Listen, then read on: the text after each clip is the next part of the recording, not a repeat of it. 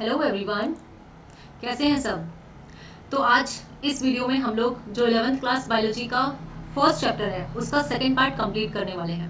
First chapter का जो first part था उसे हम ऑलरेडी कंप्लीट कर चुके हैं। इस सेकंड पार्ट में हमारा ये वाला चैप्टर कंप्लीट हो जाएगा, उसके बाद हम सेकंड चैप्टर पर मूव करेंगे। ठीक है, और फर्स्ट चैप्टर में हमने क्या क्या चीज़ें डिस्कस की थी वो एक बार शॉर्ट में हम लोग फिर से डिस्कस कर लेते हैं।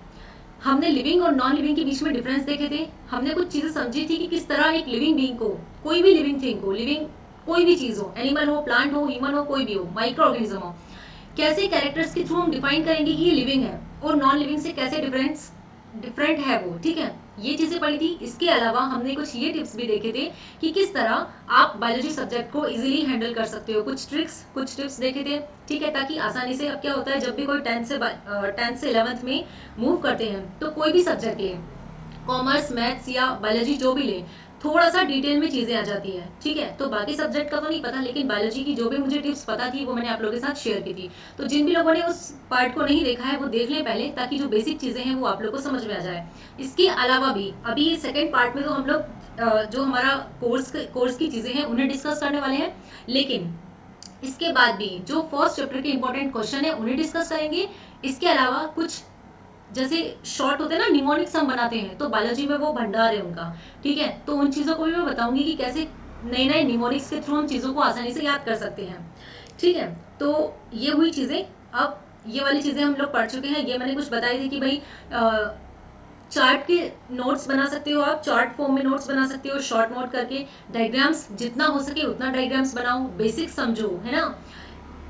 कोई भी प्रोसेस पढ़ रहे हो जिसमें सेल के बारे में जिक्र हो रहा है तो सबसे पहले सेल को समझो। ठीक है, सेल पूरा जो भी सेलुलर कंपोनेंट है उनको समझो, टर्मिनोलॉजी समझो। जैसे क्या होता है बायोलॉजी में, एक चीज है, बायोलॉजी एक चीज से बदनाम है क्या, कि उसमें जो टर्म्स होते हैं वो बहुत टफ होते हैं। ठीक है, तो छोटे छोटे टर्म्स को समझो। अगर कोई बड़ा वर्ड है, कोई कॉम्प्लेक्स वर्ड है, तो उसे बीच से ब्रेक करो, आसानी से उसका जो मीनिंग है वो समझ में आएगा और कभी भूलोगे भी नहीं। ठीक है, जैसे मैंने एक एग्जाम्पल के लिए एक पेज भी यहाँ डाला था। ये सारी चीज़ें हम कर चुके हैं, ये भी हुई है। ठीक है, अब हमें पढ़ना क्या है, हमें पढ़ना है टैक्सोनॉमी। हमें पढ़ना है टैक्सोनॉमी। तो ये शुरू करते हैं। अब देखो, ये शुरू करने से पहले एक चीज़, क्या जो हमने फर्स्ट पार्ट पढ़ा था ना, उसमें चीज़ें कॉन्सेप्ट वाली थी तो हमने समझा था। अब ऐसे तो हर कोई बोलता है कि बायोलॉजी जो है वो मोस्टली रट्टाफिकेशन वाली चीज़ है, तो सारी चीज़ें रट्टा वाली नहीं है, बहुत सारी चीज़ें समझने वाली भी है। लेकिन हाँ, ये वाला जो सेकेंड पार्ट है बिल्कुल बेशक थोड़ा सा ज़्यादा नहीं, थोड़ा सा बोरिंग वाला है, क्योंकि चीज़ें समझने वाली कम है, याद करने वाली ज़्यादा है। ठीक है, पर कोई बात नहीं, हमें तो पढ़ना ही है तो हम पढ़ेंगे। तो ये वाली चीज़ इसमें ज़्यादा ध्यान रखना है, ज़्यादा लॉजिक मत लगाना इसमें कि ये वाला है तो ऐसा क्यों है। ठीक है, चीज़ें याद रखनी है। किसी साइंटिस्ट का नाम है वो याद रखना है, वो याद रख लो। कोई सन है वो याद रखना है, वो याद रख लो, रियल। ठीक है, अब इसके अलावा जो भी नीट की प्रिपरेशन कर रहे हैं, ठीक है, उनके लिए मैंने कुछ यहाँ पे 3 स्टार मार्क करके कुछ चीज़ें लिखी हैं, ताकि वो आप आसानी से नोट डाउन कर लो। इसके अलावा क्या, जो भी यहाँ पे चीज़ें लिखी है ना, वो मैंने यही सोच के लिखी है कि आप इनको अपनी नोटबुक में नोट डाउन कर सको, ये आपके नोट्स के काम आ सकते हैं। अगर मैं कोई चीज़ बोल रही हूँ जो मैंने यहाँ नहीं लिखी और आपको नहीं पता है, तो आप उसे भी नोट डाउन कर सकते हो। तो आप नोट्स ऐसे ही बनाओ। अगर भर भर के नोट्स बनाओगे तो फिर तो मतलब आप भी नहीं बना पाओगे और बन भी नहीं पाएंगे। ठीक है, तो शुरू करते हैं टैक्सोनॉमी से। सबसे पहले जो टैक्सोनॉमी वर्ड है वो, जैसे मैंने बोला था ना, जो भी बड़े टर्म्स हैं उनको ब्रेक कर दो, आसानी से उनका मीनिंग समझ में आ जाएगा। अब जो टैक्सोनॉमी है ये 2 वर्ड से मिलकर बना है, टैक्सास और नोमोस, जिसमें टैक्सास का मतलब होता है अरेंजमेंट और नोमोस का मतलब होता है लॉ। ठीक है, तो क्या क्या समझ में आ रहा है कि अच्छा, ये जो सब्जेक्ट है, मतलब साइंस के अंदर ये जो ब्रांच है टैक्सोनॉमी, इसमें कुछ नियम दिए हैं, कुछ लॉ दिए हैं, जिसमें हम अरेंजमेंट करते हैं। किन चीज़ों का अरेंजमेंट करते होंगे, देखो एक चीज़ और, मत लगाओ लॉजिक, लेकिन थोड़ा सा क्या रिलेट करके अगर पढ़ेंगे ना चीज़ों को। जैसे सबसे पहले तो क्या, बायोलॉजी पढ़ रहे हैं, बायोलॉजी पढ़ रहे हैं मतलब यहाँ पे लिविंग ऑर्गेनिजम्स की बात हो रही है। वो माइक्रो ऑर्गेनिजम्स भी हो सकते हैं, प्लांट भी हो सकते हैं, एनिमल भी हो सकते हैं। अगर थोड़ा सा ऐसे रिलेट कर करके पढ़ोगे ना तो चीज़ें बहुत आसान हो जाएंगी। ठीक है, मतलब यहाँ पे जो लिविंग ऑर्गेनिजम्स हैं उनको अरेंज करने की बात हो रही है। ठीक है, कुछ लॉ दिए हैं उनके बेस पर, बस यही बात है।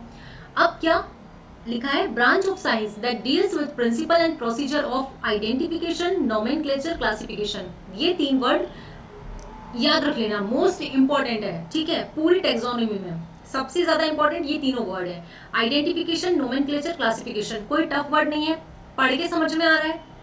आइडेंटिफिकेशन मतलब क्या होता है, किसी चीज को आइडेंटिफाई करना, उन्हें पहचानना, रिकॉग्नाइज करना, सीधी सी बात है। नोमेनक्लेचर में क्या करते हैं, नेमिंग करते हैं, नाम देते हैं, नामकरण करते हैं। क्लासिफिकेशन में क्या करते हैं भाई, क्लासिफाई करते हैं चीजों को उनके कैरेक्टर के बेस पर, या हम बोल सकते हैं हिंदी में वर्गीकृत करते हैं, ठीक है। तो टैक्सोनॉमी के अंदर हम इन तीनों चीजों को डिस्कस करते हैं, टैक्सोनॉमी में ये तीनों चीजें इन्वॉल्व है। अब कैसे डिस्कस करते हैं, मतलब किस तरह, ठीक है, समझते हैं। देखो सबसे पहले तो ये बात कि टैक्सोनॉमी हम पढ़ क्यों रहे हैं, सबसे पहला क्वेश्चन तो यही है, ठीक है। टैक्सोनॉमी हम इसलिए पढ़ रहे हैं, ये लाइन देखो, 1.7 टू 1.8 मिलियन स्पीशीज हमारे यहाँ प्रेजेंट है, ठीक है। अब 1.7 1.8 कम तो नहीं होती, नहीं होती, ठीक है। तो क्या आप ये सारी स्पीशीज को याद रख सकते हो, नहीं रख सकते।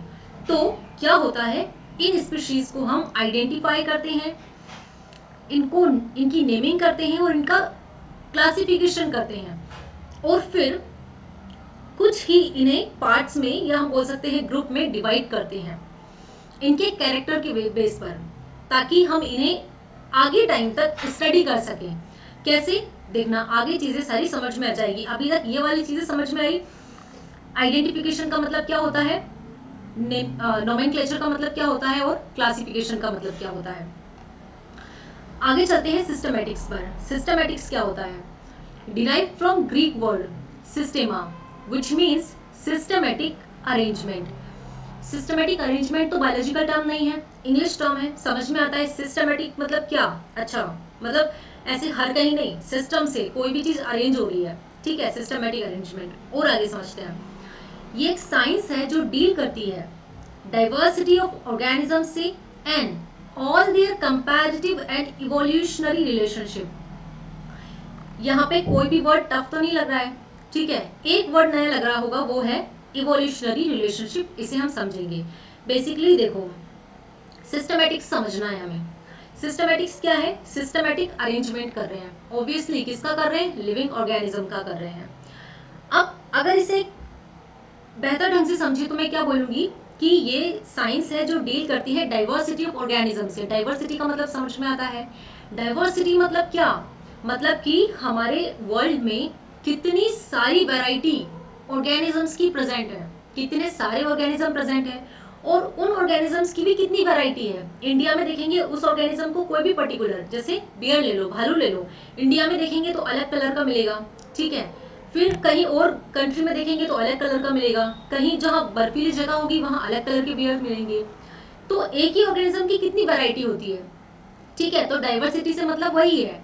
तो इतनी सारी डाइवर्सिटी होती है, उन सारी डाइवर्सिटी में जो भी ऑर्गेनिज्म आ रहे हैं, ठीक है, उन सबको हम क्या करते हैं, सिस्टमेटिक तरीके से पढ़ने के लिए उन सबके बीच में कंपैरिजन करते हैं। यहाँ लिखा है ना, एंड ऑल देयर कंपैरेटिव से क्या मतलब है, कंपैरिजन करते हैं उनके बीच में कि अच्छा इसके और इसके कैरेक्टर्स मिल रहे हैं, इसकी और इसकी ये फूड हैबिट्स मिल रही हैं, इसकी और इसकी ये सीजनल ब्रीडिंग वाली जो चीजें हैं वो मिल रही है। और साथ में क्या लिखा है, इवोल्यूशनरी रिलेशनशिप। इवोल्यूशन से क्या मतलब है, नाम सुना होगा 10th में जब हम हेरिडिटी वाला चैप्टर पढ़ते हैं तो वहां पे इवोल्यूशन का नाम सुना होगा।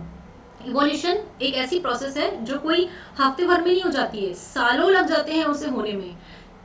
इसका एक बेस्ट एग्जांपल क्या है, देखो बेहतर ढंग से समझने के लिए चीजों को बेसिक से तो समझना ही पड़ेगा। इवोल्यूशन का मतलब क्या है, आप लोगों ने 10th में ही पढ़ा होगा, क्या था, जबरा, है ना। जबरा का ही एग्जाम्पल था, जिसमें क्या होता है कि पहले उनकी जो नेक का साइज था, है ना, वो छोटा था, लेकिन फिर क्या हुआ, वो क्या करते थे, पेड़ की जो प्लांट्स की लीव्स होते थे उनको खाते थे। लेकिन फिर धीरे धीरे खाते खाते क्या हुआ, एक टाइम ऐसा आया जब वो प्लांट्स की लीव्स नीचे नीचे वाली जो थी वो सब खत्म हो गई। तो फिर वो क्या करते, भूखे तो नहीं रह सकते थे, तो वो अपनी नेक में थोड़ा खिंचाव करके और फिर ऊपर की लीव्स को खाने की कोशिश करते थे। तो धीरे धीरे क्या हुआ, उनकी जो नेक थी वो खिंचती चली गई। तो एक दो जनरेशन बाद ऐसी जनरेशन आई जिसमें जो उसकी जिराफ की जो, सॉरी जबरा नहीं, जिराफ का एग्जाम्पल था वो, जिराफ का उसकी जो नेक की साइज थी वो अपने आप लंबी हो गई। अब हम कोई भी जिराफ देखते हैं तो हमें उसकी नेक लंबी ही दिखती है, राइट। तो उसे इवोल्यूशन कहते हैं। तो ये जो इवोल्यूशनरी रिलेशनशिप है कि अच्छा इसमें इस तरह से इवोल्यूशन हुआ, इसमें इस तरह से इवोल्यूशन हुआ, और इसके अलावा भी कोई भी कैरेक्टर हो, उसकी मॉर्फोलॉजी हो, उसकी एनाटॉमी हो बॉडी की, कुछ भी हो, उन सारी चीज़ों को हम क्या करते हैं, उनकी स्टडी करते हैं, उसके बाद क्या करते हैं, चीज़ों को, लिविंग ऑर्गेनिज्म को अरेंज करते हैं।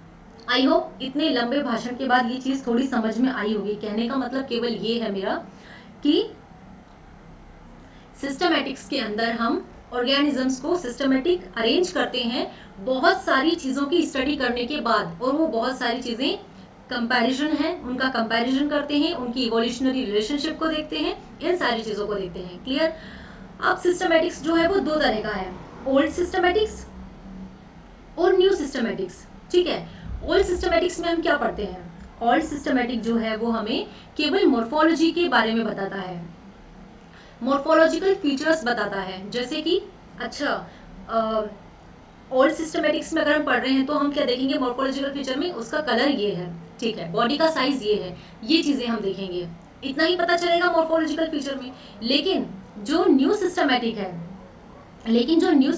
है, इसमें हम क्या एक्सटर्नल और साथ में इंटरनल फीचर्स भी देखते हैं। ठीक है, तो एक्सटर्नल तो समझ में आएगा ही, इंटरनल भी समझ में आ जाएगा, उसके जीन्स के बारे में समझ में आ जाएगा, उसकी बॉडी के और जो इंटरनल फंक्शन है उनके बारे में समझ में आ जाएगा। It is the new branch of arrangement of classification. Systematic name जो है वो जूलियन हक्सलेट के थ्रू दिया गया था, इस बात को नोट डाउन कर लेना। ठीक है, इसके बाद आइडेंटिफिकेशन। अब आते हैं इंपॉर्टेंट चीज पर। आइडेंटिफिकेशन क्या है? देखो, आइडेंटिफाई करना, किसी भी चीज को रिकॉग्नाइज करना, सीधी सी बात है, इसमें और ज्यादा कुछ नहीं है पढ़ने को। नोमेनक्लेचर से क्या मतलब है? नेमिंग, समझ में आ रहा है? ठीक है, नामकरण करना।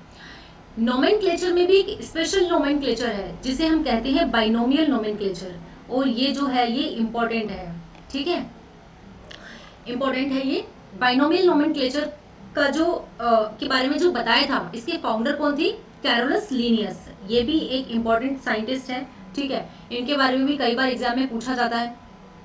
तो इसके फाउंडर ये थे। हालांकि बाइनोमियल नोमेनक्लेचर का जिक्र सबसे पहले किसी और साइंटिस्ट ने किया था, लेकिन वो बस जिक्र करके ही स्वर्ग सिधार गए थे। ठीक है, तो कैरोलस लीनियस आए बाद में, जिन्होंने इसके बारे में पूरा इसको डेवलप किया, पूरा इसके बारे में बताया कि भाई बाइनोमियल नोमेनक्लेचर से क्या समझ में आ रहा है? बाइनोमियल, बाई मतलब क्या?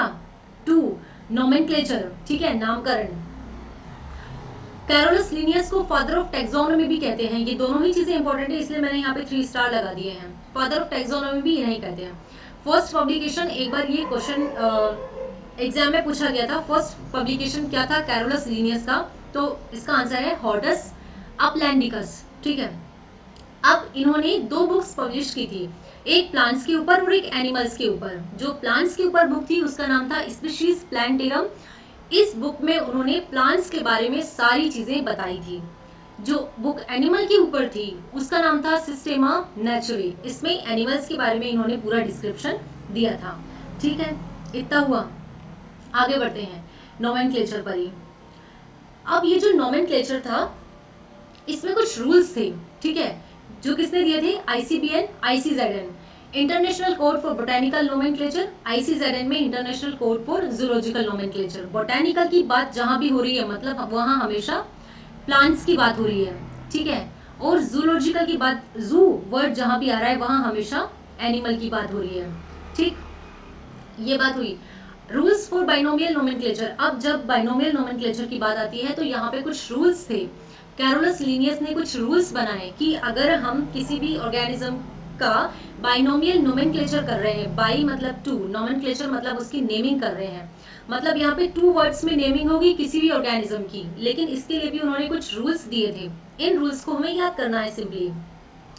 क्या उन्होंने रूल्स दिए थे? The scientific naming words are derived from Latin और ग्रीक वर्ड। सबसे पहले तो ये कि जो साइंटिफिक नेम वर्ड्स हैं, है ना, जो भी साइंटिफिक नेम है वो किस लैंग्वेज से डिराइव हुए हैं? लैटिन और ग्रीक वर्ड से। हाँ, इसके पीछे एक कॉन्सेप्ट है, वो ये कि लैटिन वर्ड से इसलिए, इंग्लिश या हिंदी या किसी और लैंग्वेज से इसलिए नहीं हुए क्योंकि ये जो लैंग्वेज है हमारी जिन्हें हम अभी यूज करते हैं उनमें धीरे धीरे कुछ चेंजेस होते रहते हैं। लेकिन लैटिन एक ऐसी लैंग्वेज है जिसमें कोई चेंजेस नहीं होते, इसलिए इसे डेड लैंग्वेज कहते हैं। ठीक है, दूसरी बात ये कि यहाँ पे 2 वर्ड्स होते हैं, एक जीनस और एक स्पेसिफिक एपिथेट, ठीक है, 2 वर्ड यहाँ पे होते हैं। जो जीनस होता है वो क्लासिफिकेशन के बारे में बताता है कि अच्छा मुझे इस तरह क्लासिफाई किया है। स्पेसिफिक एपिथेट जो होता है वो क्या करता है, वो उसके नाम से कुछ समझ में आता है। जैसे हम मैंगो का बोटेनिकल नाम देखते हैं, मैंजीफेरा इंडिका, तो उसमें इंडिका क्या बताता है कि अच्छा ये इंडिया को बिलोंग करता है, ये चीज, ठीक है। आगे देखते हैं।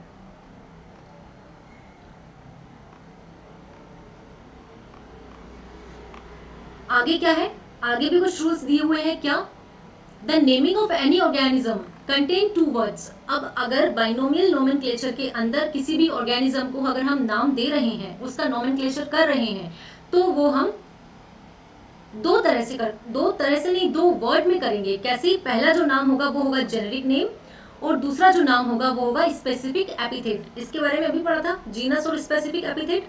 आगे देखो, वाइल राइटिंग दीज वर्ड्स, हमें ये चीजें याद रखनी है।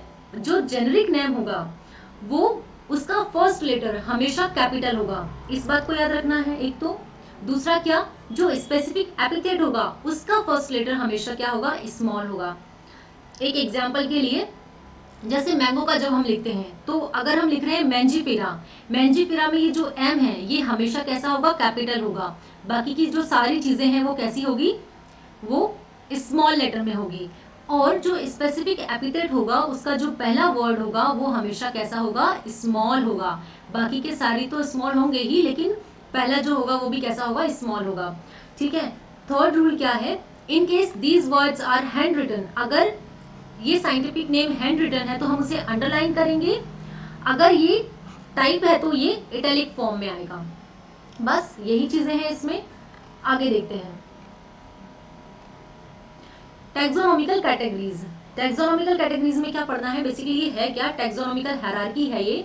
हायरार्की इसे क्यों कहते हैं, क्यों इसे पढ़ते हैं, इस बात को हम पहले एक एग्जाम्पल के थ्रू समझ लेते हैं। ये देखने में थोड़ा सा लग रहा है कि भाई क्या है, क्यों पढ़ रहे हैं इसे, है ना, थोड़ा सा कॉम्प्लेक्स आता है। इसे टैक्सोनॉमिकल हायरार्की कहते हैं, और इसका यूज हम क्यों करते हैं, हमें पता है कि 1.7 to 1.8 मिलियन स्पीशीज वर्ल्ड में है, ठीक है। इतनी सारी स्पीशीज हैं, एक एक ऑर्गेनिज्म का नाम तो याद नहीं रख सकते, अलग अलग उनके कैरेक्टर्स को तो याद नहीं रख सकते। मिलियंस में तो क्या, अगर 1000 भी है तो उनके अलग अलग कैरेक्टर्स तो हम याद नहीं रख सकते ना। तो हम क्या कर सकते हैं, फॉर एग्जाम्पल मिलियंस को छोड़ो, अगर 1000 में भी है, अगर 100 में भी है, तो उस 100 का हमने 5 ग्रुप बना लिया, 5 ग्रुप बना लिया हमने कि अच्छा 5 ग्रुप में हमने उन 100 ऑर्गेनिजम्स को रख दिया। कैसे रखा, उनके हमने कैरेक्टर्स को देखा, ठीक है।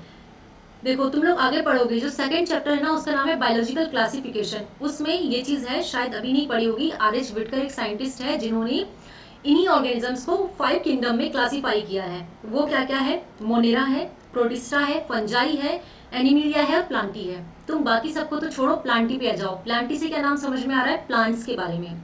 तो प्लांट एक किंगडम है, प्लांट एक किंगडम है। यहाँ पे देख रहे हो ना तुम, हायरार्की में ये जो कैटेगरीज हैं 7, kingdom, phylum, class, order, family, genus, species, इसमें ये जो किंगडम है ना ये सबसे बड़ा है। ऐसे समझो तुम कि ये किंगडम है, ठीक है, ये किंगडम है। पहले तुम ये समझो कि किंगडम जो है वो एक जंगल है, सीधी सी बात, किंगडम एक जंगल है, या किंगडम एक बॉक्स है, कुछ भी समझ लो, या किंगडम एक स्कूल है। सबसे बड़ी चीज जो है वो किंगडम है। किंगडम के अंदर इससे छोटी साइज की एक चीज है जिसे हमने क्या कहा है, फाइलम कहा है। इसको मैंने नाम दे दिया फाइलम। इससे अंदर एक छोटी चीज है जिसको मैंने नाम दे दिया क्या, क्लास। इसको मैंने नाम दे दिया क्लास। इसके अंदर एक छोटी चीज है जिसको मैंने नाम दे दिया ऑर्डर। इसको मैंने नाम दे दिया ऑर्डर। बिल्कुल इसी तरह फैमिली, जीनस, स्पीशीज, इस तरह ये बॉक्स बने हुए हैं, और सबसे अंदर क्या है, स्पीशीज है। तो बात समझ में आई थोड़ी सी कि ऑर्गेनिजम्स के बारे में है। इतने सारे मिलियंस में हमारे पास ऑर्गेनिज्म हैं, तो उन ऑर्गेनिज्म को हमने क्या किया है, डिवाइड किया है। तो सबसे बड़ा जो हमारे पास कुछ है जिसमें हमने डिवाइड किया है वो क्या है, किंगडम। जैसे प्लांट, प्लांट को हमने किंगडम कहा है। अब प्लांट्स क्या एक तरह के होते हैं, हजारों लाखों करोड़ों तरह के प्लांट्स होते हैं, राइट। कुछ टेरेस्ट्रियल प्लांट होते हैं, कुछ एक्वाटिक प्लांट्स होते हैं, और भी अलग अलग तरह के प्लांट्स होते हैं। तो प्लांट पूरा एक किंगडम है, उसके अंदर अलग अलग वैरायटी के बेस पर अलग फाइलम है, फिर क्लास है, फिर ऑर्डर है, फैमिली है, जीनस है, स्पीशीज है। ज्यादा दिमाग मत लगाओ, जैसे जैसे धीरे पढ़ते जाओगे अपने आप चीजें समझ में आती जाएगी। तुम बस ये याद रखो कि टैक्सोनॉमिकल हायरार्की में हम क्या पढ़ते हैं, टैक्सोनॉमिकल कैटेगरीज पढ़ते हैं। वो 7 कैटेगरीज हैं जिन्हें हम kingdom, phylum, class, order, family, genus, species कहते हैं। और इन्हें याद करने के लिए क्या, यहाँ पे एक निमोनिक्स है, देखो यहाँ पे एक निमोनिक्स है, क्या, कीप प्लेट क्लीन और फैमिली गेट सिक। बस इसे याद रखना है, पूरा ये याद हो जाएगा। यहाँ पे K फॉर किंगडम है, P फॉर फाइलम है, C फॉर क्लास है, O फॉर ऑर्डर है, F for family, G for genus और S फॉर स्पीशीज है। इसे याद रखना है, पूरा ये सीक्वेंस में आराम से याद हो जाएगा। तो ये 7 टैक्सोनॉमिकल कैटेगरीज जो हैं इन्हें हम ब्रॉड और ऑब्लिगेट कैटेगरीज भी कहते हैं। ये बात याद रखनी है, ठीक है। तो टैक्सोनॉमिकल हायरार्की में हमें अभी तक ये समझ में आया कि हम ये समझ में आया है हमें कि हम इसकी पढ़ाई, इसकी स्टडी, इसके बारे में हम क्यों डिस्कस कर रहे हैं, ठीक है। आगे चलते हैं। अगर ये ढंग से समझ में नहीं आया है, अच्छे से समझ में नहीं आया, तो टेंशन लेने वाली कोई बात नहीं है। ये चीजें थोड़ी सी टफ लगती है स्टार्टिंग में, ठीक है, थोड़ी सी टफ लगेगी, लेकिन हम जैसे जैसे धीरे धीरे पढ़ते जाएंगे आराम से चीजें हमें समझ में आती जाएगी। एक चीज जो यहाँ पे हमें याद करनी है वो क्या, ये चीजें हमें याद करनी है, ठीक है। ये स्टार है, कट नहीं है, स्टार है ये। किंगडम में क्या एक फैक्ट याद करना है, जनरल कैरेक्टर मैक्सिमम। जनरल का मतलब क्या है, जनरल मतलब सभी लोगों में जो कॉमन चीज होती है ना उसे जनरल बोलते हैं। तो किंगडम लेवल पर, मतलब यहाँ पे जो हमने बात की थी ये बॉक्स की, ये किंगडम था, ठीक है, ये किंगडम था, और इसके अंदर बाकी के जो बॉक्स थे वो क्या थे, इससे छोटी कैटेगरीज थी। तो ये किंगडम है और ये हमारे पास स्पीशीज है, ठीक है। तो किंगडम लेवल पर जनरल कैरेक्टर्स होते हैं, जैसे कि ये क्या है, प्लांट है, फॉर एग्जाम्पल ये प्लांट का किंगडम है, प्लांटी किंगडम है ये, ठीक है, प्लांटी किंगडम है ये। तो क्या इसमें मैं एक जनरल कैरेक्टर बता रही हूँ सारे प्लांट्स का, कि प्लांट्स का जो जनरल कैरेक्टर है वो ये है कि वो अधिकतर मोस्टली ग्रीन कलर के होते हैं। जनरल कैरेक्टर है, हाँ, मोस्टली सब में यही है। तो किंगडम में जो जनरल कैरेक्टर होते हैं वो मैक्सिमम होते हैं, ये बात याद रखनी है हमें। लेकिन जो स्पेसिफिक कैरेक्टर होते हैं वो मिनिमम होते हैं। स्पेसिफिक कैरेक्टर जैसे कि क्या, अगर मैं ये कहता हूँ कि ये वाला जो प्लांट है, प्लांट में मतलब प्लांटी किंगडम में जो प्लांट्स होते हैं वो इस पर्टिकुलर सीजन में ब्रीड करते हैं या इस पर्टिकुलर सीजन में फ्लावर देते हैं। तो ये एक स्पेसिफिक कैरेक्टर हो गया ना। तो ये वाला जो कैरेक्टर है ये मिनिमम रहेगा, ठीक है। लेकिन वहीं अगर हम बात करें स्पीशीज में, मतलब सबसे छोटे लेवल की जो कैटेगरी है उसकी, तो यहाँ पे जनरल कैरेक्टर मिनिमम होते हैं। जैसे होमोसेपियंस हमारी एक स्पीशीज है, तो हमें जनरल कैरेक्टर मिनिमम है, ठीक है, लेकिन जो स्पेसिफिक कैरेक्टर है वो मैक्सिमम होते हैं। स्पेसिफिक कैरेक्टर क्या मतलब, अच्छा कि हमारा ये वाला कैरेक्टर जो है, हमारे अंदर कॉन्शियसनेस है, तो ये एक स्पेसिफिक कैरेक्टर है, जनरल कैरेक्टर तो नहीं है। अगर मैं कहूँ किंगडम के बारे में बात करूँ कि किंगडम, प्लांट किंगडम में या किसी और किंगडम में कॉन्शियसनेस का है, ये कैरेक्टर जो है वो कॉन्शियसनेस का मैक्सिमम है, तो ऐसा तो नहीं होता। एक किंगडम में बहुत सारी वैरायटी की चीजें आती है, चाहे वो किसी भी चीज की हम बात कर रहे हो, एनिमल की, प्लांट की, माइक्रो ऑर्गेनिज्म की। बात समझ में आई? तो याद केवल इतना याद रखना है कि किंगडम में जनरल कैरेक्टर मैक्सिमम होते हैं और स्पेसिफिक कैरेक्टर मिनिमम होते हैं। वहीं स्पीशीज की अगर बात करें तो यहाँ पे जनरल कैरेक्टर मिनिमम होते हैं और स्पेसिफिक कैरेक्टर जो होते हैं वो मैक्सिमम होते हैं। इसके अलावा अगर कोई डाउट आप लोगों को फिर भी लगे तो आप लोग बेशक कमेंट कर सकते हैं और पूछ सकते हैं, ठीक है। अब बात करते हैं स्पीशीज की। स्पीशीज क्या है, देखो, बायोलॉजी का species concept given by Ernst Mayr, इनका नाम याद रखना है, ठीक है। Species as a group of actually or potentially interbreeding population that are reproductively isolated from other such group. Species क्या है, नाम सुना होगा आप लोगों ने। एग्जाम्पल लेते हैं ह्यूमंस, हमारी अपनी एक स्पीशीज है, सारे ह्यूमंस एक ही स्पीशीज में आते हैं। ऐसा तो नहीं है कि हमारे 2 हाथ हैं और एक जो दूसरा ह्यूमन है उसके 4 हाथ हैं, ऐसा तो नहीं है। मतलब सबके 2 ही हाथ हैं तो हम एक स्पीशीज में आते हैं, ठीक है। तो स्पीशीज मतलब क्या, बायोलॉजिकल डेफिनेशन उसकी ये है कि एक ऐसा ग्रुप जो एक्चुअली कर सकता है, और पोटेंशियली उसके अंदर क्या है, कैपेसिटी है, तो वो एक्चुअली और पोटेंशियली इंटरब्रीड कर सकता है।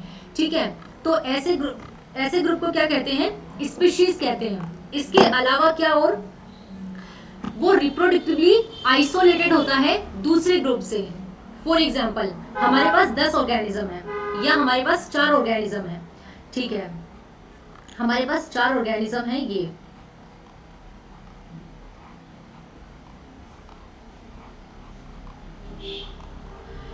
ठीक है, ये दोनों एक स्पीशीज में आते हैं और ये दोनों एक स्पीशीज में आते हैं, या फिर हमें अभी बात पता ही नहीं है ये, तो ये दोनों ऑर्गेनिज्म जो है वो आपस में इंटरब्रीड कर सकते हैं और अपने ही जैसा एक नया इंडिविजुअल प्रोड्यूस कर सकते हैं। इनके पास ये कैपेसिटी है, और ये जो नया इंडिविजुअल इन्होंने प्रोड्यूस किया है अपने ही जैसा, ये अगेन रिप्रोडक्शन आगे भी कर सकता है। तो ये क्या है, एक स्पीशीज है। ये तीनों क्या आ रहे हैं, एक स्पीशीज में आ रहे हैं। लेकिन अगर ये चाहे कि ये इससे रिप्रोडक्शन करे या इससे ब्रीडिंग करे, और फिर इनके अलावा यहाँ पे एक ऐसा इंडिविजुअल आए जो अगेन रिप्रोडक्शन के लायक ही नहीं है, तो इसका मतलब क्या हुआ कि ये जो है ये दोनों एक स्पीशीज के नहीं है, ये एक अलग वैरायटी है और ये एक अलग स्पीशीज का है। बात समझ में आई? तो स्पीशीज में क्या, ऐसे ग्रुप ऑफ ऑर्गेनिज्म आते हैं जो इंटरब्रीडिंग कर सके और जो रिप्रोडक्टिवली आइसोलेट हो दूसरे ग्रुप से। ठीक है, इसके बाद क्या है, जीनस। अब जीनस की कोई डेफिनेशन पढ़ने की जरूरत नहीं है, जैसे हमने अभी पढ़ा था कि यहाँ पे जो सबसे बड़ा बॉक्स था वो क्या था, किंगडम था, और सबसे छोटा बॉक्स जो था वो क्या था, स्पीशीज का था। तो ये सारी स्पीशीज मिलके क्या बनाती है, जीनस बनाती है। उसी तरह सारी जीनस मिलके अलग जो इसकी ऊपर वाली कैटेगरी होगी वो बनाएगी। बात समझ में आई? तो जीनस क्या है, ग्रुप ऑफ स्पीशीज है बस। इसके अलावा क्या पढ़ना है, ये 2 टाइप्स की होती है जीनस, एक होता है मोनोटाइपिक, एक होता है पॉलीटाइपिक। मोनोटाइपिक पॉलीटाइपिक में क्या अंतर है, मोनो नाम से समझ में आ रहा है, मोनो मतलब क्या, एक, और पॉली मतलब क्या, मेनी। ठीक है, तो मोनोटाइपिक से क्या समझ में आ रहा है कि यहाँ पे जो जीनस है उसकी वैरायटी केवल एक है, वो केवल सिंगल वैरायटी में है, उसके अलावा उसकी कोई वैरायटी ही नहीं है। एग्जाम्पल के लिए होमो, हमारी एक ही वैरायटी है। अभी बोला था, ऐसा तो नहीं है कि कुछ ह्यूमंस के 2 हाथ हैं और किसी के 4 हाथ हैं, सबके 2 ही हैं। मतलब ये जो जीनस है ये मोनोटिपिक है क्योंकि इसकी सिंगल वैरायटी है। लेकिन पॉलीटिपिक क्या होता है, जिसकी मोर देन 1 वैरायटी प्रेजेंट होती है, जैसे कि सोलिनम। ठीक है, इसकी एक से ज्यादा वैरायटी प्रेजेंट है, इसलिए इसे क्या कहा है, पॉलीटिपिक कहा है। इसके अलावा ये कुछ चीजें हैं जो हमें याद करनी ही है। Organisms with their taxonomical categories, यहाँ पे हमें मेन, हाउस फ्लाई, मैंगो और वीट, इनकी कुछ चीजें याद करनी है। जैसे बोटेनिकल नेम हुआ, जैसे मेन का बोटेनिकल नेम क्या है, होमो सेपियंस, जीनस क्या है, होमो, फैमिली, ऑर्डर, क्लास और डिवीजन। तो ये चीजें हमें क्या करनी है, यहाँ पे याद करनी है। ठीक है, अब इसके अलावा क्या है देखते हैं।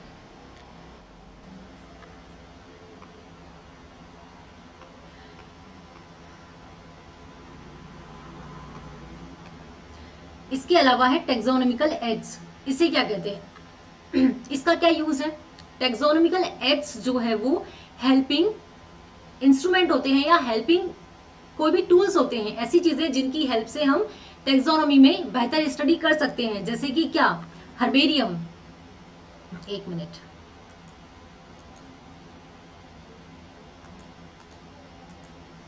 जैसे कि क्या, हर्बेरियम हुआ, बोटेनिकल गार्डन हुआ, हर्बेरियम हुआ, बोटेनिकल गार्डन हुआ, म्यूजियम हुआ, जूलॉजिकल पार्क हुए, कीज हुई, ये सारी चीजें हमें क्या पढ़नी है, टेक्सोनोमिकल एड्स में पढ़नी है।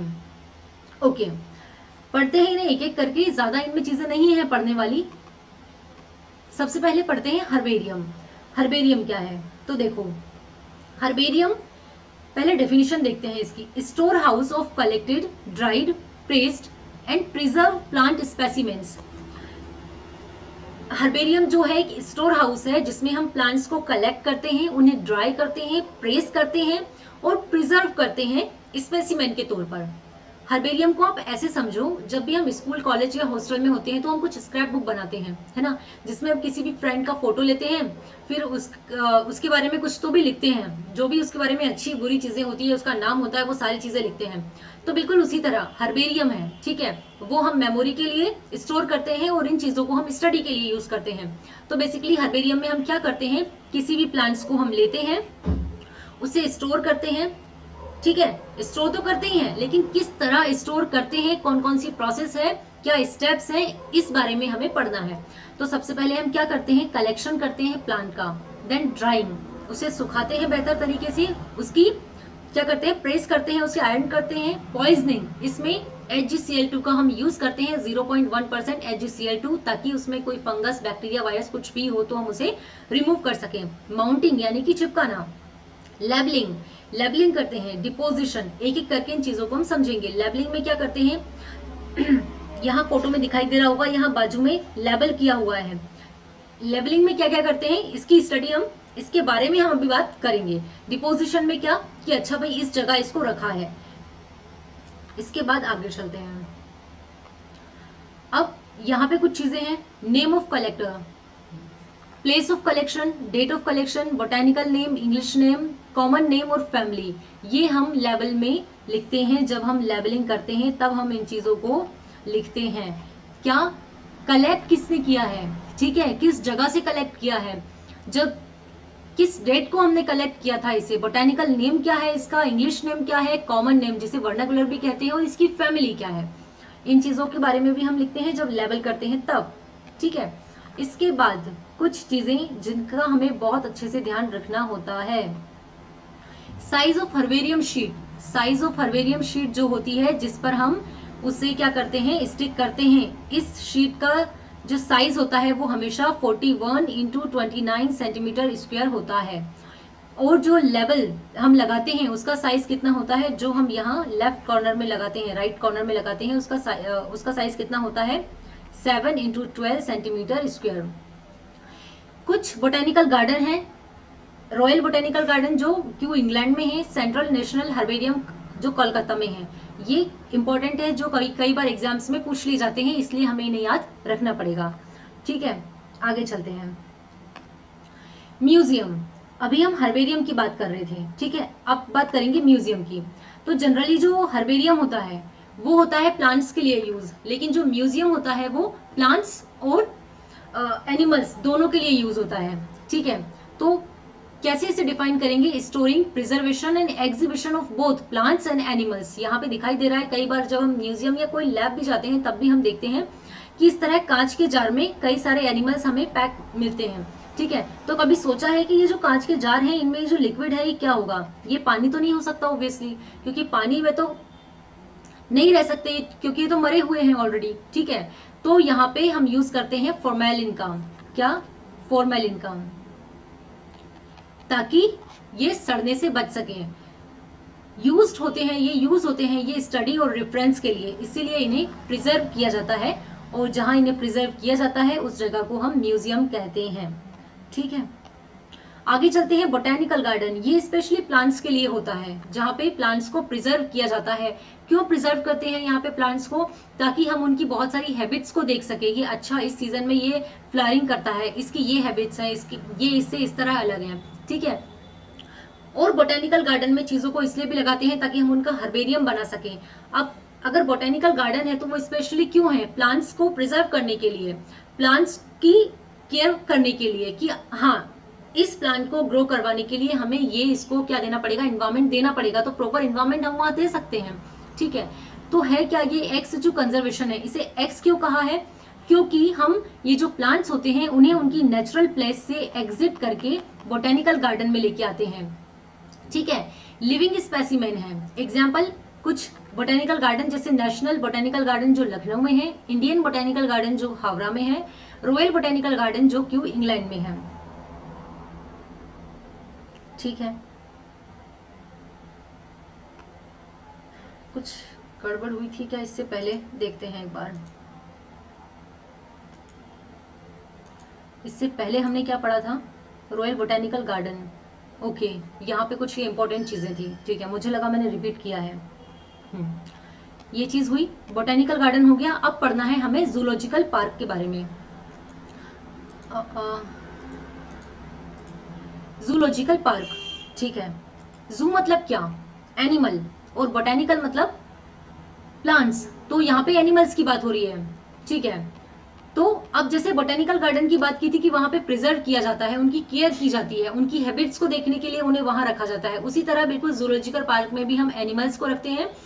क्यों रखते हैं? ये भी एक्स सिचु कंजर्वेशन ही है, क्योंकि इन एनिमल्स को इनकी नेचुरल प्लेस से हम उठा के लेके आए हैं और यहाँ इनको हम रख रहे हैं। क्यों? ताकि हम इनकी बहुत सारी हैबिट्स को जान सकें, इनको यहाँ पे हम प्रोटेक्टिवली रख सकें।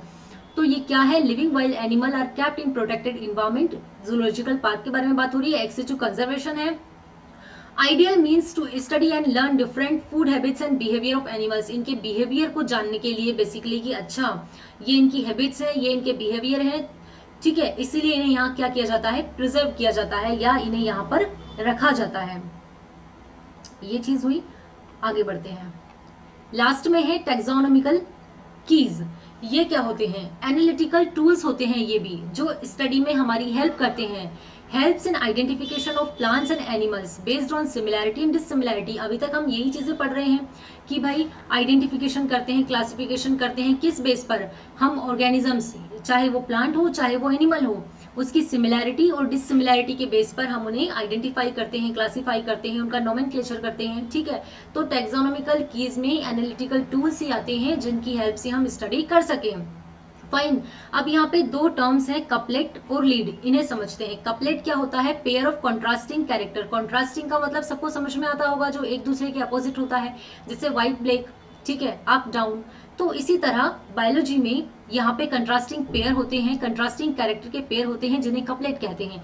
जैसे कि हम लीव्स की अगर बात करें तो पैरेलल लीव्स और रेटिकुलेट लीव्स, ठीक है, ये दोनों क्या है? एक दूसरे के अपोजिट है, तो इन्हें क्या कहते हैं? कपलेट कहते हैं। लीड किसे कहते हैं? जब हम दो चीजों में से, जब हम दो कंट्रास्टिंग कैरेक्टर में से किसी एक को सिलेक्ट करते हैं तो हम उसे कहते हैं लीड, लीड करना, ईच स्टेटमेंट, ठीक है। तो ये है टैक्सोनॉमिकल कीज के अंदर। तो ये हमारी लास्ट स्लाइड थी, हम इस चैप्टर को कंप्लीट कर चुके हैं। अब इसके बाद क्या? इसके बाद हम सेकंड चैप्टर शुरू करेंगे, ठीक है। जिन लोगों ने भी चैनल को सब्सक्राइब नहीं किया है वो चैनल को सब्सक्राइब कर लें। इसके बाद मैं जो वीडियो बनाने वाली हूँ वो कुछ इंपॉर्टेंट क्वेश्चंस पर होगी, इंपॉर्टेंट टॉपिक्स पर होगी, क्योंकि अभी ऐसा माहौल चल रहा है तो मुझे पता है सारे लोग सारी चीजें नहीं कवर कर पाते हैं। तो हम एग्जाम पॉइंट ऑफ व्यू से कुछ अलग इंपॉर्टेंट, जो अभी तक नीट में या फिर 11th-12th कॉमन एग्जाम में भी पूछे जाते हैं जो क्वेश्चन, या जिन बेसिकली जिन टॉपिक से क्वेश्चन आते हैं, यहाँ पे जो भी हमने बाइनोमियल नोमेनक्लेचर पढ़ा है वो मोस्ट इंपॉर्टेंट है। जो हमने बोटेनिकल गार्डन के नाम पढ़े हैं जिन पर 3 स्टार मैंने मार्क किया है वो इंपॉर्टेंट है। तो आप ऐसी चीजों को 3 मार्क करके भाई कि हाँ इन चीजों को हमें ज्यादा इन पर फोकस करना है, ठीक है। तो और इसके अलावा कुछ टिप्स भी, क्योंकि कुछ स्टूडेंट के मैसेज भी आए थे जिन्हें जानना था कि भाई किस तरह से टाइम टेबल हम फॉलो करें, किस तरह से टाइम टेबल बनाए, तो उन सारी बातों के ऊपर भी हम लोग डिस्कस करेंगे, ठीक है। तो आराम से पढ़िए, अपने घर में सेफ रहिए। अगली वीडियो में हम बात करेंगे सेकंड चैप्टर के बारे में। Thank you.